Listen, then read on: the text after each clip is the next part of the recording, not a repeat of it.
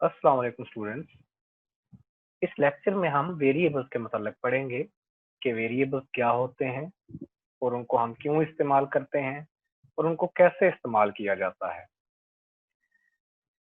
जैसा कि आप लोग जानते हैं कि कंप्यूटर को हम लोग डिफरेंट कामों में इस्तेमाल करते हैं। अगर हम कंप्यूटर के काम देखना चाहें, कंप्यूटर क्या क्या काम करता है, तो कंप्यूटर बेशुमार काम करता है और इन सब कामों में कंप्यूटर बेसिकली एक ही काम करता है। चाहे आप कोई म्यूजिक सुन रहे हैं, चाहे आप किसी को मैसेज सेंड कर रहे हैं, चाहे आप कोई वर्ड का डॉक्यूमेंट बना रहे हैं, तो इन सारे कामों में कंप्यूटर बेसिकली काम एक ही करता है और वो डाटा को प्रोसेस करता है।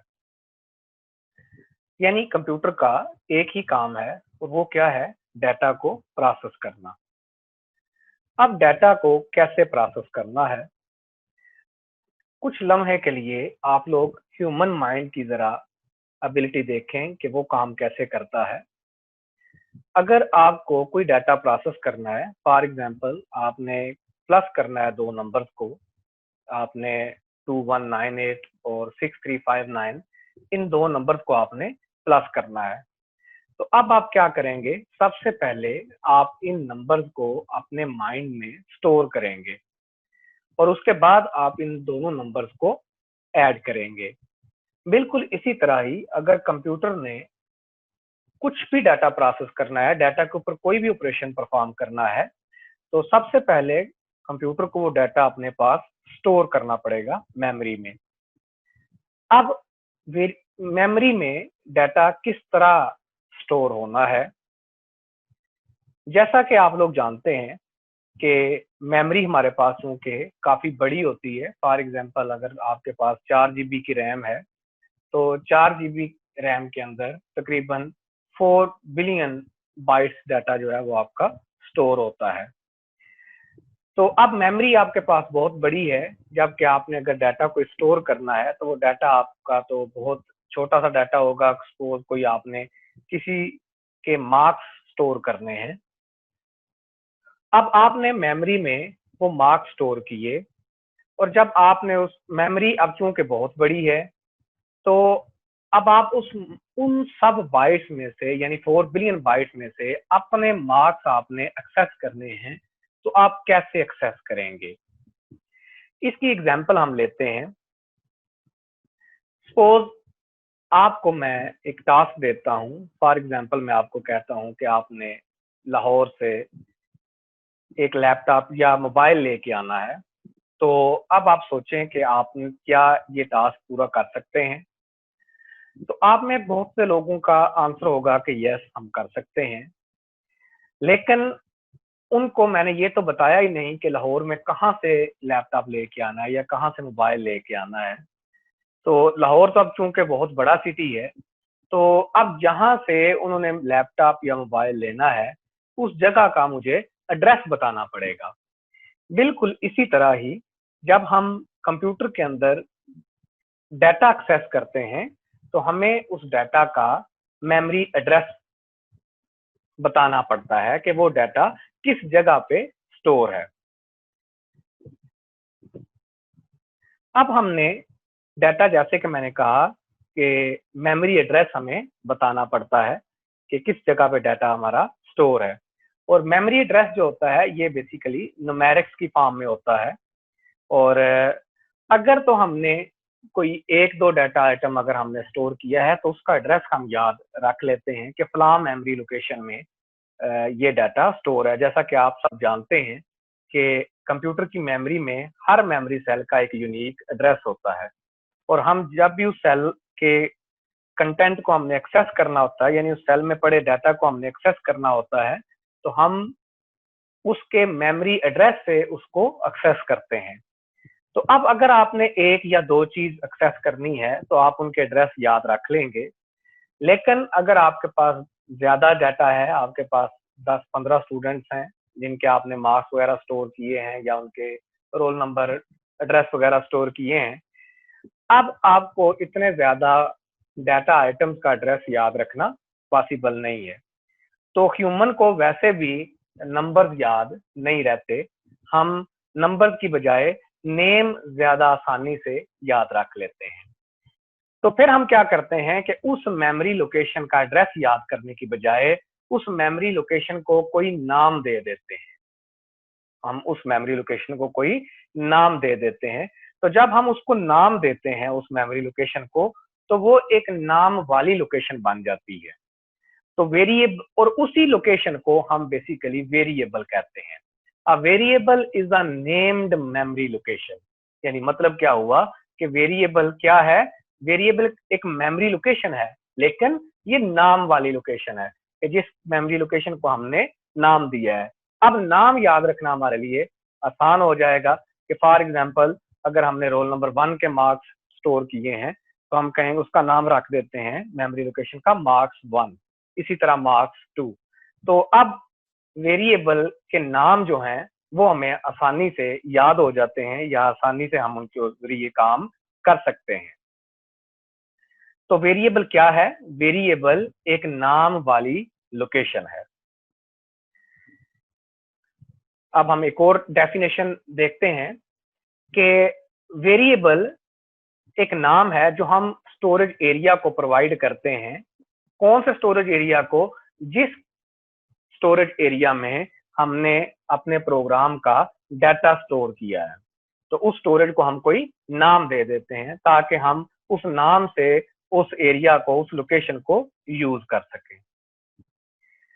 जैसा कि यहाँ पे एक हमने लोकेशन ली है मेमोरी के अंदर, तो यहाँ पे एक मेमोरी लोकेशन है जिसको हमने दिया है मार्क्स का, और उसमें डाटा हमने 70 रखा है, और उसमें उसका एड्रेस जो है वो 15,740 है। अब ये एड्रेस याद रखने की बजाय हम इसका सिर्फ नाम याद रख लेते हैं, मार्क्स। तो जब भी हम मार्क्स को एक्सेस करेंगे, तो बेसिकली इस मार्क्स के अंदर पड़ा हुआ डाटा हम एक्सेस कर सकते हैं। तो वेरिएबल जस्ट एक मेमोरी लोकेशन है। अब वेरिएबल को हम क्यों इस्तेमाल करते हैं? जैसा कि वेरिएबल अब है क्या? एक मेमोरी लोकेशन है, और मेमोरी लोकेशन किस लिए इस्तेमाल की जाती है? जाहिर है कि हम लोग उसमें डाटा स्टोर करते हैं। तो वेरिएबल को हम प्रोग्राम के अंदर डाटा स्टोर करने के लिए इस्तेमाल करते हैं। तो ये जो भी हमारा प्रोग्राम होगा, उसके अंदर जितना भी डाटा है, चाहे वो कोई यूजर इनपुट कर रहा है या किसी चीज का रिजल्ट आ रहा है, जिस तरह के अगर 2 नंबर आपने ऐड करें, तो उनका रिजल्ट जो है वो भी तो अब एक नंबर ही है, उसको भी अगर आपने स्टोर करना है तो आप वेरिएबल में ही स्टोर करेंगे। तो अभी तक हमने पढ़ा है कि वेरिएबल एक मेमोरी लोकेशन है, लेकिन नाम वाली लोकेशन है। ठीक है, वेरिएबल एक नाम है जो हमें किसी एक लोकेशन को दे देते हैं ताकि हम उसके अंदर अपना डाटा स्टोर कर सकें।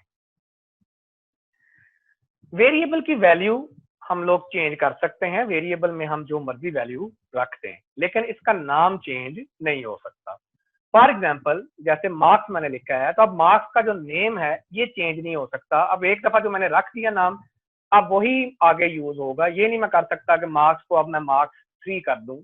हाँ, इसकी जो वैल्यू है वो चेंज हो सकती है। आपने इसमें 70 रखा है, आप बेशक इसमें 35 रख दें, तो इसकी वैल्यू 35 हो जाएगी, 70 रिप्लेस हो जाएगा। यहाँ पे भी एक बात और याद रखें आप, कि वेरिएबल के अंदर एक ही वैल्यू आप स्टोर कर सकते हैं, और जो वेरिएबल होते हैं ये कहाँ पे बनते हैं, ये कहाँ पे क्रिएट होते हैं? ये रैम के अंदर क्रिएट होते हैं। जैसा कि हमने कहा है ना कि मेमोरी जो है वो हम रैम को कहते हैं। और चूंकि रैम के अंदर जो भी चीजें होती हैं वो आर्जी तौर पे स्टोर होती हैं, इसी तरह वेरिएबल भी आर्जी तौर पे ही स्टोर होते हैं।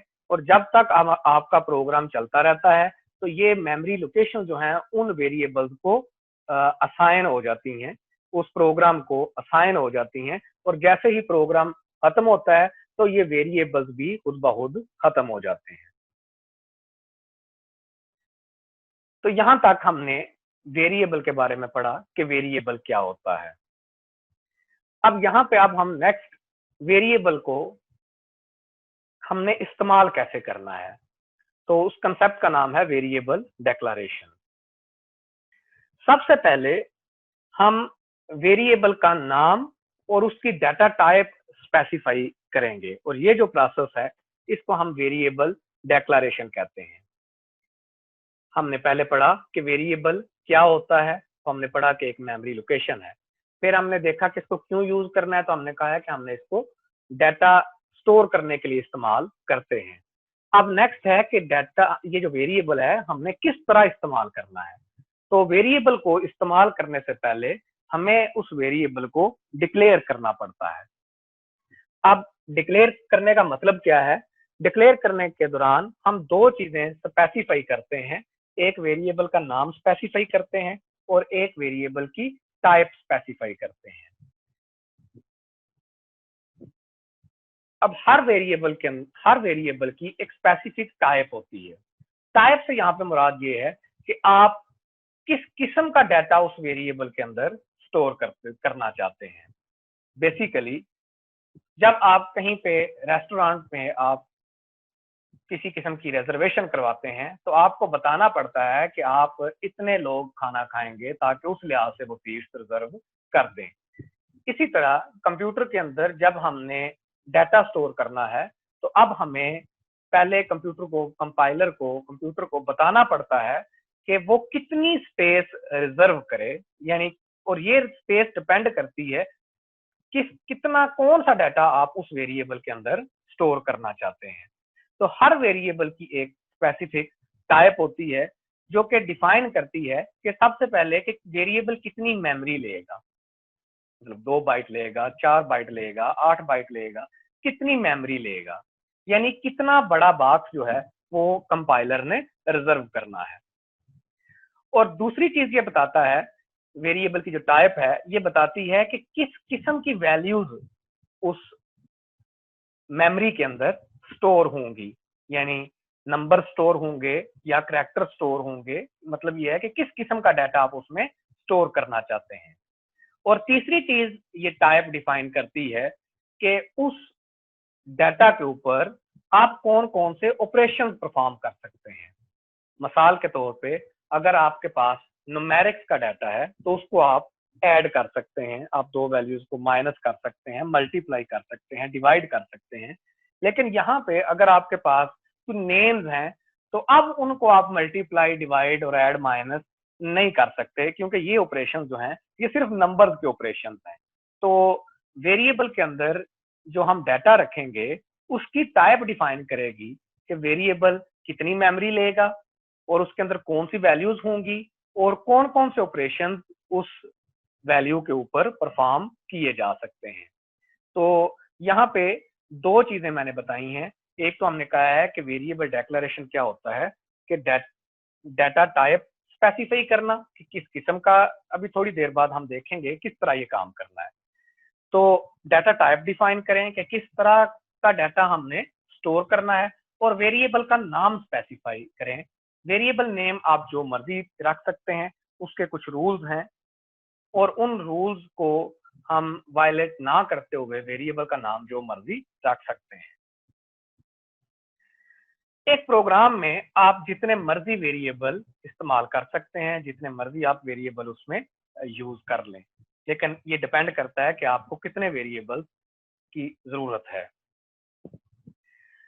और सी प्लस प्लस ये दोनों लैंग्वेज जो हैं ये स्ट्रांगली टाइप्ड लैंग्वेज हैं। अब स्ट्रांगली टाइप्ड लैंग्वेज का क्या मतलब होता है? ऐसी लैंग्वेज जिसमें वेरिएबल को इस्तेमाल करने से पहले उसे मस्ट डिक्लेयर करना पड़ता है, उसको हम स्ट्रांगली टाइप्ड लैंग्वेज कहते हैं। यानी मतलब क्या हुआ इस बात का, कि जब भी हमने वेरिएबल इस्तेमाल करना है, यानी डाटा उसमें स्टोर करना है, तो हमें सबसे पहले उस वेरिएबल को डिक्लेयर करना पड़ेगा। कुछ लैंग्वेज ऐसी होती हैं जो लूजली टाइप्ड होती हैं, जिस तरह के PHP हमारे पास एक लैंग्वेज है, तो उसमें वेरिएबल को डिक्लेयर नहीं करना पड़ता, हम जस्ट उसमें वैल्यू रख देते हैं और वो खुद ही देख लेता है कि किस किस्म की वैल्यू इसके अंदर वेरिएबल के अंदर रखी गई है, और वेरिएबल की टाइप खुद से वो सिस्टम डिफाइन कर देता है। लेकिन सी और सी प्लस प्लस जो हैं ये स्ट्रांगली टाइप्ड लैंग्वेजेस हैं। इसका मतलब है कि वेरिएबल के अंदर डाटा रखने से पहले या वेरिएबल को यूज करने से पहले आपको मस्ट उसको डिक्लेयर करना पड़ेगा।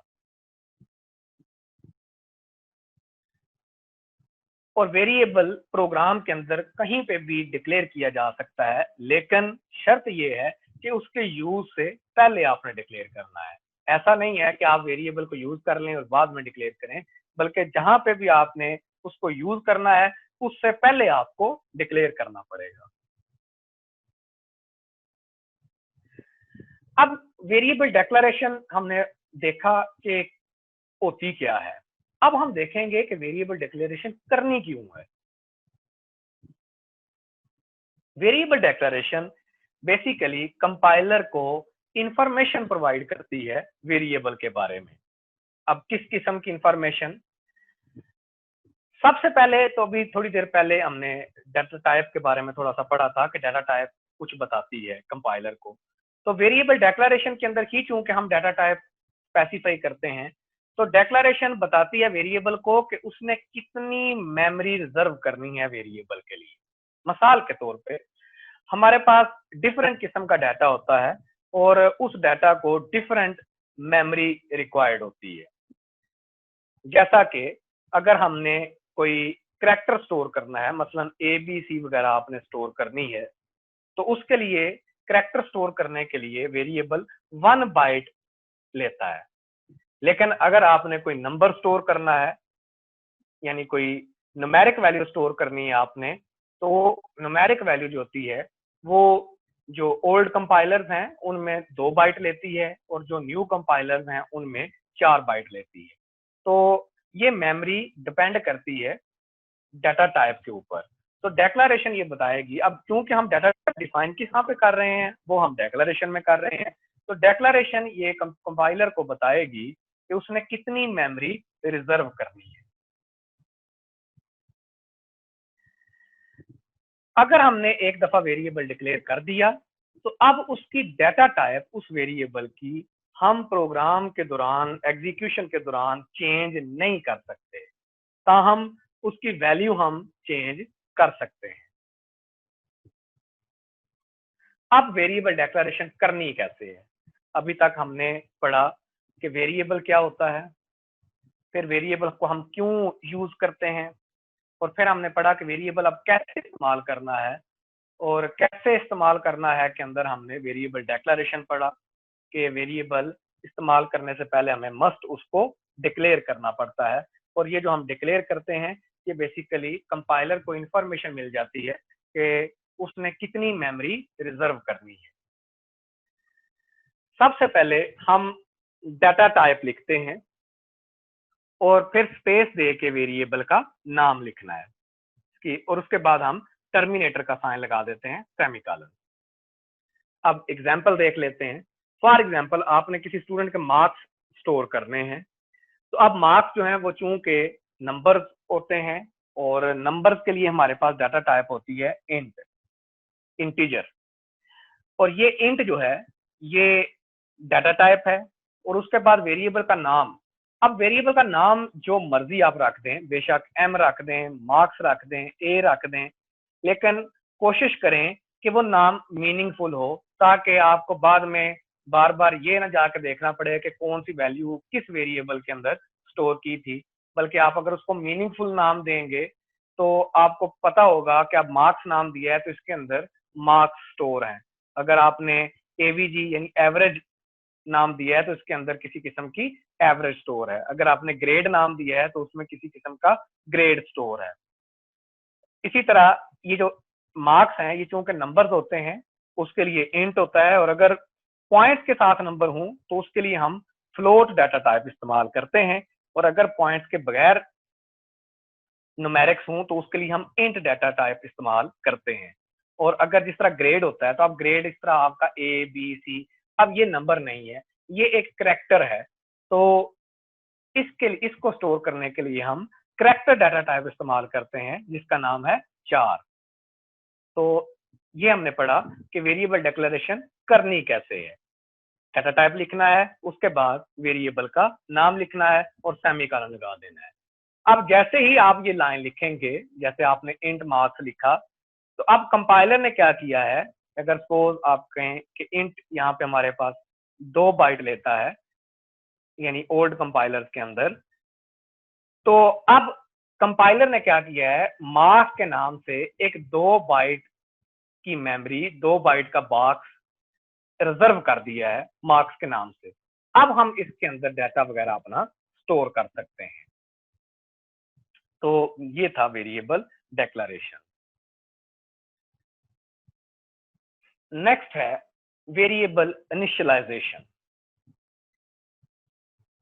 वेरिएबल इनिशियलाइजेशन होता है कि जब हमने वेरिएबल डिक्लेयर करते हैं तो डिक्लेयर करते साथ ही हम उसको कोई वैल्यू भी दे देते हैं। फॉर एग्जांपल जिस तरह हमने मार्क्स वेरिएबल डिक्लेयर किया था, तो अब मार्क्स को हमने कोई वैल्यू नहीं थी दी, तो अगर हम उसको मार्क्स को साथ ही वैल्यू भी दे देते हैं तो उस प्रोसेस को हम कहेंगे वेरिएबल इनिशियलाइजेशन, के assigning a value to a variable at the time of declaration. यहाँ पे दो चीजें हमने बताई हैं, एक तो कहा है कि असाइनिंग अ वैल्यू यानी वैल्यू असाइन करनी है वेरिएबल को, और दूसरा कहा है कि डिक्लेरेशन के टाइम पे अगर आप डिक्लेयर कर दें साथ ही वैल्यू भी असाइन कर दें तो दिस इज वेरिएबल इनिशियलाइजेशन। और अगर आप डिक्लेरेशन सेपरेट करें और वैल्यू असाइन आप सेपरेट करें तो वो वेरिएबल इनिशियलाइजेशन नहीं है। जैसे ही आप वेरिएबल कोई डिक्लेयर करते हैं तो कंपाइलर क्या करता है, उस वेरिएबल को मेमोरी एलोकेट कर देता है। अब मेमोरी एलोकेट हो गई है लेकिन आपने उसमें डाटा नहीं रखा, तो कंपाइलर खुद ब खुद ही उस मेमोरी लोकेशन में, उस वेरिएबल में खुद से एक वैल्यू रख देता है। क्योंकि अब हमने नहीं रखी तो कंपाइलर खुद रैंडमली कोई एक वैल्यू उसके अंदर रख देगा। अब वो वैल्यू कंपाइलर ने खुद रखी है और हमारे लिए उसकी कोई मीनिंग नहीं है उस वैल्यू का, वो वैल्यू हमारे लिए मीनिंगलेस है। तो इस वैल्यू जो कंपाइलर खुद रखता है किसी वेरिएबल के अंदर, उसको हम गार्बेज वैल्यू कहते हैं। और गार्बेज वैल्यू अगर हम कंप्यूटेशन के अंदर इस्तेमाल करें तो वो हमारा जो रिजल्ट है उसको खराब कर देगी, उस हमारा आउटपुट गलत आएगा। इसलिए बेहतर ये है कि आप खुद वैल्यू असाइन करें उस वेरिएबल को, बजाय ये कि कंप्यूटर उसको असाइन करे। तो इस प्रॉब्लम से बचने के लिए, गार्बेज वैल्यू की प्रॉब्लम से बचने के लिए हम वेरिएबल को कोई वैल्यू असाइन कर देते हैं। अगर हमने बाद में उसको रिप्लेस करना है तो फिर इनिशियलाइजेशन की जरूरत नहीं है, कि अगर हम बाद में खुद उस वेरिएबल में वैल्यू रखना चाहते हैं तो हम उसको इनिशियलाइज नहीं करते। लेकिन अगर हम चाहते हैं कि कंपाइलर अपनी वैल्यू उसमें ना रखे, बल्कि हम उसके अंदर स्टार्टिंग में कोई वैल्यू रखना चाहते हैं, तो उसके लिए इनिशियलाइजेशन एक बहुत अच्छा प्रोसेस है। अब इनिशियलाइजेशन करनी कैसे है? जैसा कि पिछली स्लाइड में हमने पढ़ा कि वेरिएबल इनिशियलाइजेशन होती है कि वेरिएबल को हम डिक्लेयर करते हुए कोई वैल्यू असाइन कर देते हैं। अब ये क्यों करते हैं? ताकि कंपाइलर खुद से उसके अंदर वैल्यू ना रखे। कंपाइलर अगर खुद वैल्यू रखेगा तो वो वैल्यू हमारे लिए प्रॉब्लम क्रिएट करेगी रिजल्ट्स के अंदर। तो अब वेरिएबल इनिशियलाइजेशन करनी कैसे है? वेरिएबल इनिशियलाइजेशन करने के लिए हम लोग इक्वल का साइन इस्तेमाल करते हैं, और यहाँ पे एक हमने वेरिएबल इनिशियलाइजेशन का सिंटैक्स लिखा है कि आप सबसे पहले डाटा टाइप लिखेंगे, वेरिएबल का नाम लिखेंगे। अब डिक्लेरेशन के अंदर आप डाटा टाइप और वेरिएबल के नाम के बाद सेमीकोलन लगा देते हैं, लेकिन इनिशियलाइजेशन के अंदर आपने डिक्लेरेशन के बाद सेमीकोलन नहीं लगाना, बल्कि इक्वल का साइन लगाना है और उसके बाद वैल्यू रखनी है और फिर सेमीकोलन लगाना है। यानी इक्वल साइन के लेफ्ट साइड पे आपका वेरिएबल का नाम होगा और उसकी राइट साइड पे वैल्यू होगी। जैसा कि अब हम एग्जाम्पल में देखें कि यहाँ पे हमने एक मार्क्स नाम का वेरिएबल लिया है और डिक्लेरेशन करते वक्त साथ ही उसको वैल्यू भी असाइन कर दी है। अब क्या हुआ है कि मार्क्स में कंपाइलर वैल्यू खुद से असाइन नहीं करेगा, बल्कि हमने जो वैल्यू असाइन की है ये वैल्यू कंपाइलर उस मार्क्स नाम के वेरिएबल में स्टोर करेगा। तो ये थी वेरिएबल इनिशियलाइजेशन। इस लेक्चर में हमने डिस्कस किया वेरिएबल होता क्या है।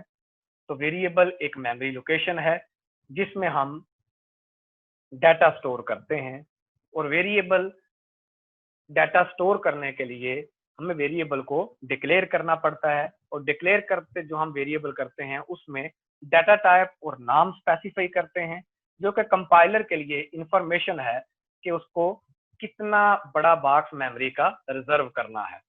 और उसके बाद हमने वेरिएबल इनिशियलाइजेशन पढ़ा कि अगर हम वेरिएबल डिक्लेयर करते हैं और उसको वैल्यू नहीं देते तो कंपाइलर खुद ब खुद एक गार्बेज वैल्यू उसमें रख देता है। और अगर हम चाहते हैं कि कंपाइलर गार्बेज वैल्यू ना रखे तो हमें फिर उस वेरिएबल को इनिशियलाइज करना पड़ता है। तो इसके साथ ही हम आज की क्लास खत्म करते हैं। अपना ख्याल रखिएगा। अल्लाह हाफिज।